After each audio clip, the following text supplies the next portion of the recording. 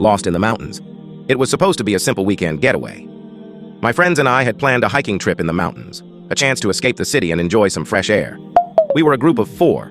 Me, 28F, my best friend Sarah, and 2 other friends, Tom and Jake. None of us were expert hikers, but we figured the trail was straightforward enough. Little did we know how wrong we were. We started early on Saturday morning, the sun barely rising over the peaks as we made our way into the woods. The first few hours were perfect. The scenery was beautiful, the air crisp and refreshing.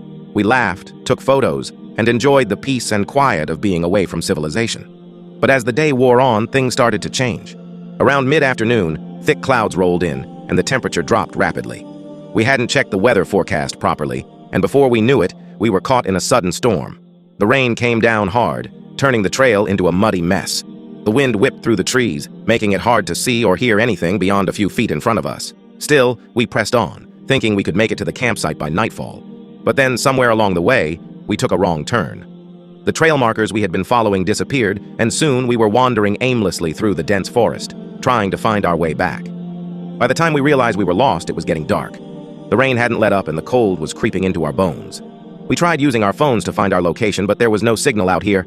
Panic started to set in. As the last bit of daylight faded, we made the decision to set up camp where we were.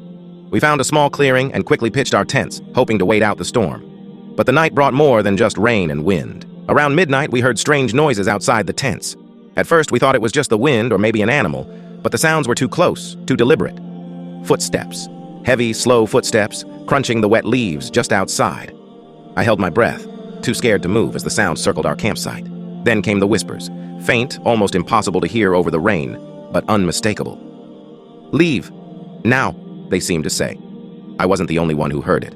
Tom, in the tent next to mine, whispered, "Did you guys hear that?" We were all terrified, but no one wanted to admit it. We spent the rest of the night huddled in our tents, barely sleeping, every sound making our hearts race. When morning finally came, the storm had passed, but an eerie silence filled the forest. We packed up quickly, not wanting to stay any longer than necessary. Somehow, we managed to find the trail again and made our way back to the car, shaken but relieved to be out of those woods. None of us ever spoke about the whispers or the footsteps. But to this day, I can't shake the feeling that something was out there, watching us. Like and subscribe for more. And do check out our Instagram with the link in the description. Leave a comment, tell us what your favorite part of the story was.